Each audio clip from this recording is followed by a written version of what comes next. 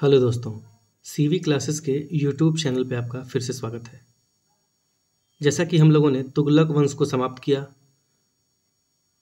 और इससे पिछले वाले वीडियो में हम लोगों ने प्रीवियस ईयर वन लाइनर को एक्सप्लेनेशन के साथ समाप्त किया। इस वीडियो में हम लोग प्रीवियस ईयर क्वेश्चन और अन्य एमसीक्यूज की प्रैक्टिस करेंगे। तो चलिए बिना किसी देरी के स्टार्ट करते हैं। पहला प्रश्न है, फिरोज शाह तुगलक ने निम्नलिखित में से किस पर सर्वप्रथम जजिया कर लगाया? तो आपको बता दें, जजिया कर की बात करें तो जजिया कर सर्वप्रथम अरब आक्रमणकारी मोहम्मद बिन कासिम द्वारा सिंध प्रांत में लगाया गया था। हालांकि जब इसने सिंध प्रांत में जजिया कर लगाया तो उस समय महिलाएं, वृद्ध, अनाथ, अपंग, साथ ही साथ ब्राह्मण भी इससे मुक्त थे। किंतु दिल्ली सल्तनत में फिरोज शाह तुगलक ऐसा शासक हुआ जिसने ब्राह्मणों पर भी जजिया कर लगाया। इस प्रकार ब्राह्मणों पर जजिया कर लगाने वाला प्रथम शासक फिरोज शाह तुगलक था। तो फिरोज शाह तुगलक ने ब्राह्मणों पर जजिया कर लगाया। जजिया कर की बात करें तो जजिया कर को पूर्ण रूप से समाप्त मुगल बादशाह मोहम्मद शाह ने किया था। इसको भी ध्यान रखेंगे। आगे बढ़ते हैं। हमारा दूसरा प्रश्न है, लोगों में आपसी सूझबूझ विकसित करने हेतु फिरोज शाह तुगलक ने किस नए विभाग की स्थापना की? आपको बता दें कि फिरोज शाह तुगलक ने हिंदू मुस्लिम दोनों के विचारों को एक दूसरे को जानने के लिए अनुवाद विभाग की स्थापना की तथा इसके अंतर्गत उसने बहुत सारे संस्कृत ग्रंथों का फारसी में अनुवाद भी कराया। तो इसका आंसर होगा ए। बढ़ते हैं आगे। हमारा तीसरा प्रश्न है, फिरोज शाह तुगलक ने दासों की देखभाल हेतु किस विभाग की स्थापना की? अगर दासों की बात करें तो फिरोज शाह तुगलक दिल्ली सल्तनत का ऐसा शासक हुआ जिसके समय में सबसे ज़्यादा दास थे और इस दासों के व्यवस्था एवं नियंत्रण के लिए उसने एक विभाग की स्थापना की जिसको कि दीवान ए बंदगान कहा गया। अगर फिरोज शाह तुगलक के अन्य कार्यों के बारे में देखें तो इन्होंने पेंशन के लिए दीवान ए इस्तिहाक का तथा साथ ही साथ सरकारी अस्पताल के रूप में दारुल सफ़ा नामक खैराती अस्पताल का भी निर्माण किया। इसी के साथ साथ बेरोजगारों के लिए इसने रोजगार दफ्तर की भी स्थापना की। साथ ही साथ दीवान ए खैरात नामक एक विभाग की स्थापना की जिसमें मुस्लिम, अनाथ तथा महिलाओं, साथ ही साथ विधवाओं एवं लड़कियों के विवाह के लिए भी सहायता दी जाती थी। आगे बढ़ते हैं। हमारा चौथा क्वेश्चन है, फिरोज शाह तुगलक द्वारा सर्वप्रथम हज की व्यवस्था किस मत के आधार पर की गई? तो बता दें दिल्ली सल्तनत का फिरोज शाह तुगलक प्रथम ऐसा शासक हुआ जिसने सरकारी व्यय पर हज करने का इंतजाम किया और इस प्रकार सरकारी व्यय पर हज करने की व्यवस्था करने वाला यह दिल्ली सुल्तान का प्रथम शासक हुआ। तो इसका आंसर होगा सरकारी खर्च पर। इसके साथ साथ फिरोज शाह तुगलक ने अन्य बहुत महत्वपूर्ण कार्य किए। इसने अमीरों को खुश करने के लिए उनके पद को अनुवांशिक बना दिया। साथ ही साथ सेना को भी उसने अनुवांशिक बनाया और इसके साथ साथ उलेमाओं को ऊंचे पदों पर स्थान दिया ताकि उनको खुश रखे। साथ ही साथ फिरोज शाह तुगलक ने अपने राज्य को शुद्ध इस्लामिक राज्य भी घोषित किया। फिरोज शाह तुगलक खुद को सच्चा मुसलमान भी कहता था। ये पॉइंट्स ध्यान रखेंगे। बढ़ते हैं आगे। अगला क्वेश्चन है, फिरोज शाह तुगलक दिल्ली का प्रथम सुल्तान था जिसने अपनी आत्मकथा लिखी। उसके आत्मकथा का नाम है तो दिल्ली के सुल्तानों में फिरोज शाह तुगलक प्रथम ऐसा शासक था जिसने अपनी आत्मकथा लिखी थी और उसके आत्मकथा का नाम था फतुहात ए फिरोज शाही। साथ ही साथ इसने दो विद्वानों को अपने राज्य में संरक्षण भी दिया, बरनी और शमसे सिराज को, जिससे कि हमें फिरोज शाह के समय की जानकारी मिलती है। आगे बढ़ते हैं। प्रश्न है, फिरोज शाह तुगलक ने अशोक के किस स्तंभ को दिल्ली में स्थापित किया? तो बता दें कि फिरोज शाह तुगलक ने अशोक के दो अभिलेखों को दिल्ली में लाकर स्थापित किया। पहला था टोपरा का अभिलेख और दूसरा था मेरठ का अभिलेख। तो टोपरा और मेरठ आंसर होगा। अगर टोपरा की बात करें तो टोपरा स्थान अंबाला में स्थित है। इसको ध्यान रखेंगे। तो इस प्रकार ऑप्शन 1 और 2 सही होगा, टोपरा और मेरठ।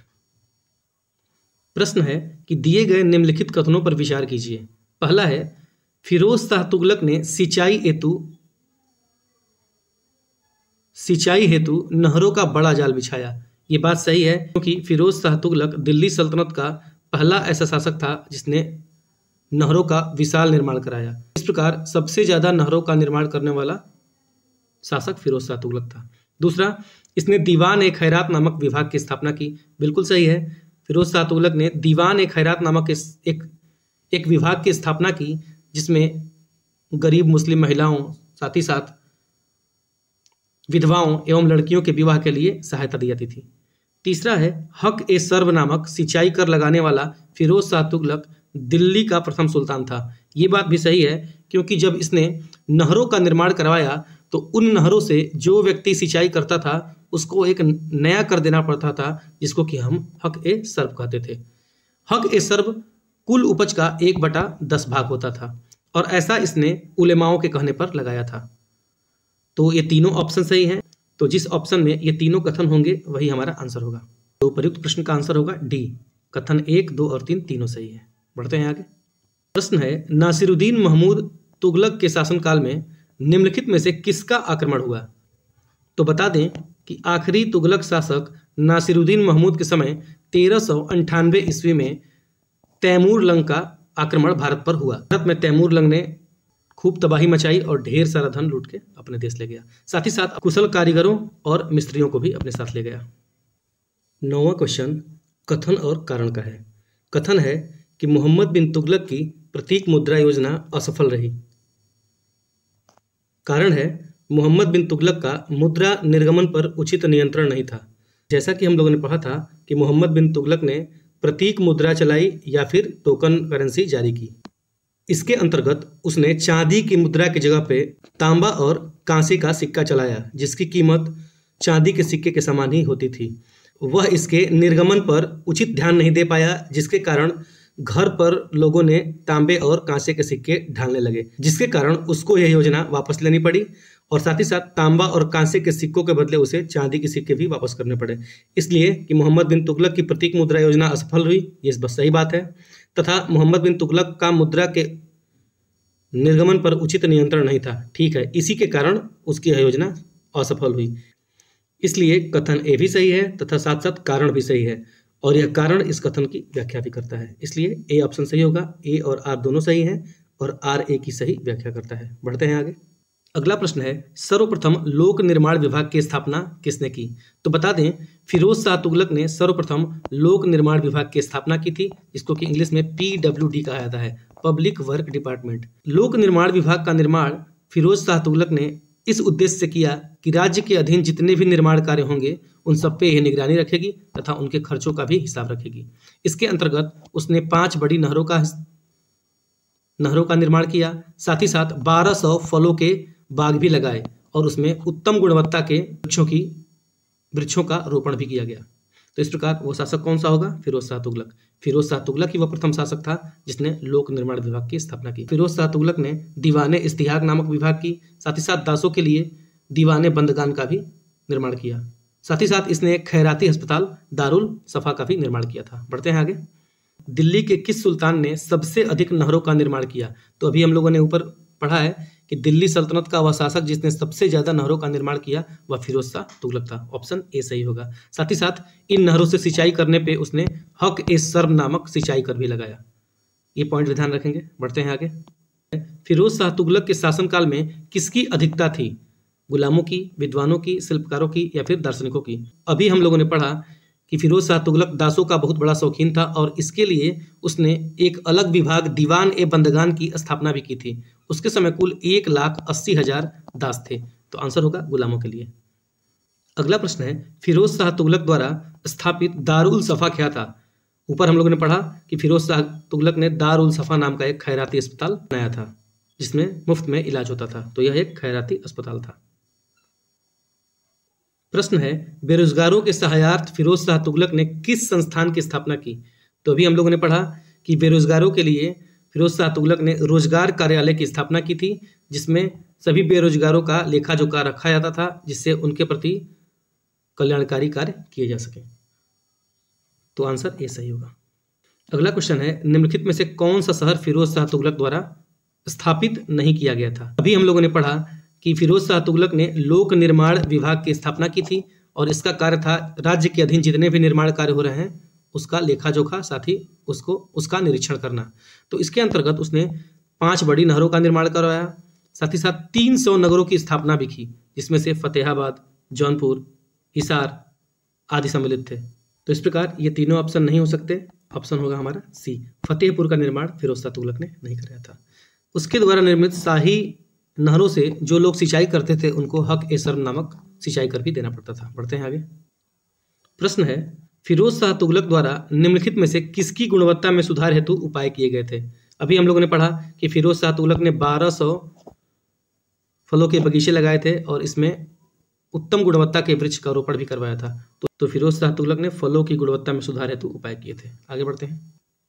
हमारा अगला क्वेश्चन है, मोहम्मद बिन तुगलक हिंदुओं को किस त्यौहार में भाग लेता था? हमने पढ़ा था कि मोहम्मद बिन तुगलक धार्मिक रूप से एक सहिष्णु और उदार शासक था।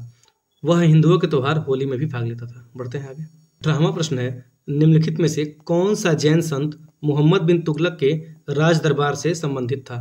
जैसा कि अभी पढ़ा हम लोगों ने कि मोहम्मद बिन तुगलक एक सहिष्णु और उदारवादी शासक था। साथ ही साथ उसने अपने राज दरबार में जैन विद्वान जिन प्रभा सूरी और राजशेखर का भी सम्मान किया था। तो आंसर होगा जिन प्रभा सूरी, ऑप्शन ए सही है। आगे बढ़ने से पहले आपको बता दें कि अभी तक अगर आप लोगों ने हमारे मध्यकालीन भारतीय इतिहास की सीरीज को नहीं देखा है तो जाकर उसे देखें, आप लोगों के लिए काफ़ी यूजफुल होगा। उसमें प्रत्येक टॉपिक को काफ़ी डिटेल के साथ ही साथ कॉन्सेप्चुअल तरीके से बताया गया है। तो बढ़ते हैं आगे। मध्यकालीन यात्री एवं लेखक इब्न बतूता किस देश का निवासी था? आपको बता दें कि मोहम्मद बिन तुगलक के शासनकाल में इब्न बतूता तीर्थयात्री बनकर भारत आया था। वह 1333 ईस्वी में भारत आया। इब्न बतूता अफ्रीकी देश मोरक्को का रहने वाला था। मोहम्मद बिन तुगलक ने इब्न बतूता को दिल्ली का काजी भी नियुक्त किया था। साथ ही साथ कुछ दिनों बाद इब्न बतूता को मोहम्मद बिन तुगलक ने अपना दूत बना के चीन भी भेजा। अगर इब्न बतूता की बात करें तो इब्न बतूता की जो सबसे प्रमुख रचना थी वह थी किताबुल रेहला या फिर रेहला, जिसमें उसने सती प्रथा का भी वर्णन किया है। आगे बढ़ते हैं। 20वां क्वेश्चन है, निम्नलिखित में से कौन पहला सुल्तान था जिसने भारत में सांकेतिक मुद्रा का प्रचलन किया? अभी ऊपर हम लोगों ने डिस्कस किया है तो इसको डिस्कस नहीं करेंगे। तो मोहम्मद बिन तुगलक ने भारत में सांकेतिक मुद्रा का प्रचलन किया।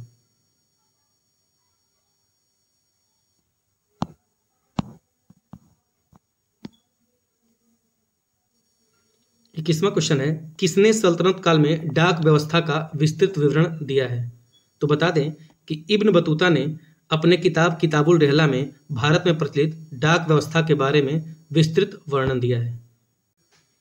हमारा 22वां प्रश्न है, मोहम्मद बिन तुगलक ने कौन सा सामाजिक कार्य किया?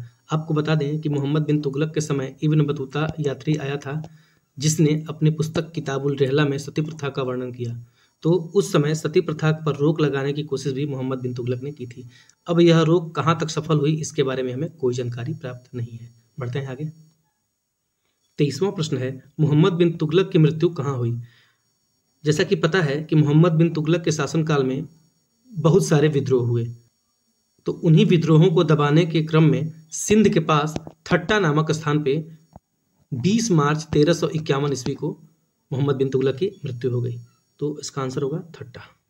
अगला प्रश्न है, निम्नलिखित में से किस इतिहासकार ने मोहम्मद बिन तुगलक की मृत्यु पर कहा था कि सुल्तान को अपनी प्रजा से और प्रजा को अपने सुल्तान से मुक्ति मिल गई? तो ऐसा कथन बदायूनी ने मोहम्मद बिन तुगलक की मृत्यु पर कहा था। क्यों? क्योंकि मोहम्मद बिन तुगलक ने तत्कालीन समय में जितनी भी योजनाओं को लागू किया वो सारी योजनाएं असफल हो गईं। कारण उनका प्राकृतिक हो या फिर मोहम्मद बिन तुगलक की जल्दीबाजी हो या फिर उसका सही ढंग से क्रियान्वयन न किया जाना, कोई भी कारण हो, वो सारी योजनाएं असफल हो गईं और लोगों को उसके कारण काफ़ी तकलीफ का सामना करना पड़ा। इस वजह से बदायूनी ने कहा कि सुल्तान को अपनी प्रजा से और प्रजा को अपने सुल्तान से मुक्ति मिल गई। आगे बढ़ते हैं। 25वां प्रश्न है, मूरीस या फिर मोरक्को यात्री इब्न बतूता किसके समय में भारत आया? अभी हम लोगों ने डिस्कस किया है कि मोहम्मद बिन तुगलक के शासनकाल में 1333 ईस्वी में मोरक्को यात्री भारत यात्रा पे आया। मोरक्को अफ्रीकी देश है। साथ ही साथ इसकी प्रसिद्ध पुस्तक की बात करें तो उसकी पुस्तक का नाम किताबुल रेहला है, जिसमें उसने सती प्रथा का वर्णन भी किया है। मोहम्मद बिन तुगलक ने कुछ दिनों के लिए दिल्ली के काजी के रूप में भी इब्न बतूता को नियुक्त किया था। साथ ही साथ कुछ दिनों के पश्चात मोहम्मद बिन तुगलक ने इब्न बतूता को चीन में अपना राजदूत बनाकर भी भेजा। प्रश्न है कथन और कारण का। कथन है कि मोहम्मद बिन तुगलक ने कई विदेशियों, हिंदुओं तथा मंगोलों को सम्मान और उच्च पद प्रदान किया। ये बात सही थी क्योंकि तत्कालीन समय में जितने भी अमीर या सरदार या फिर सामंत थे उनका राज दरबार में दबदबा होता था और वो कभी भी शासक को परिवर्तित कर सकते थे। इस वजह से उसने गैर तुर्कों को भी अपने राज्य में अच्छे पद दिए। कारण क्या था? वह सामंत वर्ग को दुर्बल बनाना चाहता था। बिल्कुल सही बात है। उसने ऐसा काम इस वजह से ही किया क्योंकि सामंत वर्ग को दुर्बल बनाया जाए और राज्य को अस्थायित्व प्रदान किया जाए। इसलिए कथन भी सही है और कारण भी सही है तथा कारण जो है कथन की व्याख्या भी करता है। ऑप्शन ए सही होगा। आगे बढ़ते हैं। 27वां प्रश्न है, दिल्ली के किस सुल्तान ने यह नियम बना दिया कि किसी एक वर्ष में निर्धारित भू राजस्व दर में बहुत थोड़ी ही नाम मात्र की ही वृद्धि की जा सकती है, जैसे राजस्व का 1/10वां अथवा 1/11वां भाग। कहने का मतलब वह कौन सा शासक था जिसने कहा कि प्रतिवर्ष राजस्व में केवल 1/10 या 1/11 तक ही वृद्धि की जा सकती है, इससे ज्यादा नहीं। तो वह था गयासुद्दीन तुगलक।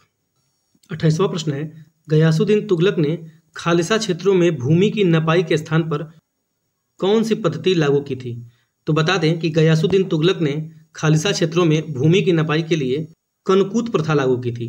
कनकूत प्रथा की बात करें तो वह तत्कालीन समय में राजस्व निर्धारण करने की एक प्रणाली थी। आगे बढ़ते हैं। प्रश्न है, मोहम्मद बिन तुगलक को किस अन्य नाम से भी जाना जाता था? तो जैसा कि हम लोगों ने वीडियो लेक्चर में पढ़ा था कि मोहम्मद बिन तुगलक को जौना खां के नाम से भी जाना जाता था। जफर खान की बात करें तो यह अलाउद्दीन खिलजी का प्रसिद्ध सेनापति था जो कि मंगोलों के आक्रमण के समय मारा गया। अगर अली गुरसाब्स की बात करें तो यह अलाउद्दीन खिलजी का नाम था। प्रश्न है, मोहम्मद बिन तुगलक को किस उपनाम से जाना जाता था? तो हमने पढ़ा था कि मोहम्मद बिन तुगलक के बहुत सारे उपनाम हैं। इसे असफलताओं का बादशाह, धनवानों का राजकुमार तथा आंध्र प्रदेश के राजमुंदरी अभिलेख में इसे विश्व का सुल्तान भी कहा गया है। तो इस प्रकार मोहम्मद बिन तुगलक मनियारों का राजकुमार या फिर धनवानों का राजकुमार, ऑप्शन बी सही है। आगे बढ़ते हैं। हमारा 31वां क्वेश्चन है, दशमलव प्रणाली पर आधारित सेना का गठन किसने किया? अगर बात करें दिल्ली सल्तनत के सबसे विद्वान, योग्य और शिक्षित शासक की तो वह था मोहम्मद बिन तुगलक। इसने ही अपने राज्य में दशमलव प्रणाली पर आधारित सेना का गठन किया था। तो आंसर होगा मोहम्मद बिन तुगलक। अगर बात करें दशमलव प्रणाली पर आधारित सेना का गठन की तो यह मंगोलों से भारत आई थी। प्रश्न है, निम्नलिखित में से किसने सबसे अधिक दिनों तक शासन किया? बात करें सल्तनत की तो सबसे ज्यादा अधिक समय तक तुगलक वंश ने शासन किया और सबसे कम समय तक खिलजी वंश ने। अगर तुगलक वंश में भी बात करें तो तुगलक वंश में सबसे ज्यादा समय तक शासन मोहम्मद बिन तुगलक ने किया था। साथ ही साथ बता दें कि दिल्ली सल्तनत का सर्वाधिक विस्तार का काल मोहम्मद बिन तुगलक का ही था। उसके समय में कुल सूबों की संख्या 23 थी। मोहम्मद बिन तुगलक के समय ही सुदूर दक्षिण तक भारत का विकास हुआ था। आगे बढ़ते हैं। अगला प्रश्न है, मोहम्मद बिन तुगलक ने सर्वप्रथम अकालग्रस्त लोगों के लिए कौन सी नीति अपनाई? बता दें शासक बनने के बाद मोहम्मद बिन तुगलक ने अकाल संहिता का निर्माण करवाया। ये सारी चीजें हमने अपने वीडियो लेक्चर के दौरान कवर की हैं। अगर आप लोगों ने अभी तक नहीं देखा तो डिस्क्रिप्शन में जाके आप लोग प्लेलिस्ट चेक कर सकते हैं। साथ ही साथ अगर आप लोगों को हमारा ये प्रयास और हमारा ये वीडियो पसंद आ रहा है तो एक लाइक जरूर करें। साथ ही साथ अगर कोई कन्फ्यूजन है तो आप कमेंट भी कर सकते हैं, उसका रिप्लाई जरूर देंगे। उसके साथ जितना हो सके अपने दोस्तों के साथ शेयर कीजिए। प्रश्न है कि मोहम्मद बिन तुगलक निम्नलिखित में से किस विधा में निपुण था? खगोल शास्त्र, गणित, आयुर्वेद या फिर ये सभी? अभी हम लोगों ने पढ़ा कि मोहम्मद बिन तुगलक दिल्ली सल्तनत का सबसे योग्य, शिक्षित और विद्वान शासक था। उसने खगोल का, गणित का और आयुर्विज्ञान तमाम विषयों का ज्ञान अर्जित किया था। तो ये उपर्युक्त सही आंसर होगा। हमारा 35वां क्वेश्चन है कि मोहम्मद बिन तुगलक ने निम्नलिखित में से किस एक नवीन विभाग की स्थापना की? तो बता दें कि मोहम्मद बिन तुगलक ने कृषि में सुधार के लिए एक नए विभाग अमीर ए कोही की स्थापना की थी। इसके तहत वह किसानों को बीज के लिए, कुएं खुदवानों के लिए तथा आदि कार्यों के लिए ऋण भी उपलब्ध कराता था। अगर दीवान बंदगान की बात करें तो इसकी स्थापना फिरोज शाह तुगलक ने अपने दासों के निरीक्षण और उनके रखरखाव के लिए किया था। अगर दीवान आरिज की बात करें तो इसकी स्थापना बलबन ने सैन्य व्यवस्था में सुधार के लिए किया था। अगर दीवान मुख्तराज की बात करें तो इसकी स्थापना अलाउद्दीन खिलजी ने की थी। 36वां प्रश्न है, मोहम्मद बिन तुगलक ने दिल्ली के स्थान पर नवीन राजधानी के रूप में किसे बनाया? हमने पढ़ा था कि मोहम्मद बिन तुगलक ने अपनी नवीन राजधानी देवगिरी को बनाई। साथ ही साथ कुछ दिन बाद जब उसे ऐसा लगा कि यहाँ से भी अन्य क्षेत्रों पर नियंत्रण रखना संभव नहीं है तो उसने फिर से अपनी राजधानी दिल्ली को बना दिया। तो ये होगा देवगिरी, और देवगिरी का उसने नया नाम क्या रखा था? दौलताबाद। तो आंसर होगा दौलताबाद, या फिर अगर ऑप्शन में देवगिरी होगा तो वो होगा, कोई भी ऑप्शन मिले वही आंसर सही होगा। बढ़ते हैं आगे। 37वां प्रश्न है, अलाउद्दीन खिलजी के निम्न सेनाध्यक्षों में से कौन सा तुगलक वंश का प्रथम सुल्तान बना? तो बता दें कि अलाउद्दीन खिलजी के सेनाध्यक्षों में से गाजी मलिक नाम का सेनाध्यक्ष प्रथम सुल्तान बना और उसने गयासुद्दीन तुगलक के नाम से दिल्ली की गद्दी पर बैठा। अगर बात करें गयासुद्दीन तुगलक की, तो गाजी की उपाधि धारण करने वाला दिल्ली सल्तनत का वह प्रथम सुल्तान था। अगर गाजी की बात करें तो गाजी का अर्थ होता है काफिरों को मारने वाला। प्रश्न है, गयासुद्दीन तुगलक को किस कार्य के लिए जाना जाता है? नहरों के निर्माण के लिए, डाक व्यवस्था के लिए, उदार नीतियों के लिए, या फिर उपर्युक्त सभी के लिए? तो बता दें गयासुद्दीन तुगलक ने नहरों का निर्माण भी करवाया तथा डाक व्यवस्था को भी सुदृढ़ कराया, और उसने अलाउद्दीन खिलजी की कठोर नीतियों की जगह उदार नीतियों का प्रयोग किया। तो उपर्युक्त सभी आंसर होगा। आगे बढ़ते हैं। 39वां प्रश्न है, गयासुद्दीन तुगलक के बारे में किस संत ने कहा था दिल्ली अभी दूर है? तो बता दें कि गयासुद्दीन तुगलक का निजामुद्दीन औलिया के साथ अच्छे संबंध नहीं थे। बात उस समय की है जब निजामुद्दीन औलिया अपने खानकाह के लिए बावड़ी का निर्माण कर रहे थे, तो उसमें गयासुद्दीन तुगलक ने रोक लगाई। तो उन्होंने कहा था कि दिल्ली अभी दूर है। हमारा 40वां क्वेश्चन है, कृषि को समुन्नत करने के लिए नहर खुदवाने के संदर्भ में 13वीं शताब्दी का निम्नलिखित में से पहला शासक होने का श्रेय किसे जाता है? हालांकि अगर सबसे ज्यादा नहर खुदवाने की बात करें तो वह था फिरोज शाह तुगलक, लेकिन सबसे पहले नहरों के निर्माण की बात करें तो वो होगा गयासुद्दीन तुगलक, जिसने गाजी की उपाधि धारण की, और गाजी की उपाधि धारण करने वाला यह प्रथम सुल्तान था। रजिया बेगम की बात करें तो दिल्ली सल्तनत की यह पहली महिला शासिका थी। अकबर ने दीवाने आरिस की स्थापना की थी। इल्तुतमिश की बात की जाए तो इसे गुलामों का गुलाम भी कहते हैं। साथ ही साथ इसने इक्तादारी व्यवस्था और तुर्कान ए चहलगानी की स्थापना भी की थी। आगे बढ़ते हैं। प्रश्न है, तैमूर लंग ने किस वर्ष भारत पर आक्रमण किया? अभी हम लोगों ने पढ़ा कि 1398 ईस्वी में तैमूर लंग ने भारत पर आक्रमण किया। आगे बढ़ते हैं। 42वां प्रश्न है, दिल्ली सल्तनत के तुगलक राजवंश का अंतिम शासक निम्नलिखित में से कौन था? अभी ऊपर हम लोगों ने डिस्कशन भी किया है, फिर भी यहाँ पे हम कर लेते हैं कि नासिरुद्दीन महमूद दिल्ली सल्तनत का तुगलक वंश का आखिरी शासक था। इसी के समय मलिक सरवर नाम के एक हिंदू हिजड़े ने मलिक उस सर की उपाधि से जौनपुर नगर की स्थापना की थी। हमारा 43वां क्वेश्चन है, तैमूर के आक्रमण के बाद भारत में किस वंश का राज स्थापित हुआ? तो बता दें कि तैमूर के आक्रमण के बाद भारत में तुगलक वंश के बाद सैयद वंश की स्थापना हुई।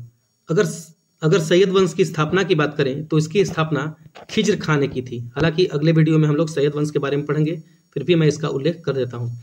खिज्र खां को तैमूर लंग ने मुल्तान और लाहौर का गवर्नर नियुक्त किया था, जिसने युद्ध जीतकर दिल्ली में नए राजवंश सैयद वंश की स्थापना की। तो ये था हमारा तुगलक वंश से संबंधित PYQs और MCQs का एक्सप्लेनेशन सेशन। मेरी आशा है कि आप लोगों को ये सेशन बेहद पसंद आया होगा। अभी तक आप लोगों ने अगर मध्यकालीन भारतीय इतिहास की सीरीज को देखना शुरू नहीं किया है तो आप डिस्क्रिप्शन में जाके हमारा प्लेलिस्ट अवश्य चेक करें। भारत की किसी भी परीक्षा के लिए वह समान रूप से उपयोगी सिद्ध होंगे। मिलते हैं अपने नेक्स्ट वीडियो में, जिसमें हम लोग सैयद वंश के बारे में चर्चा करेंगे। Thank you.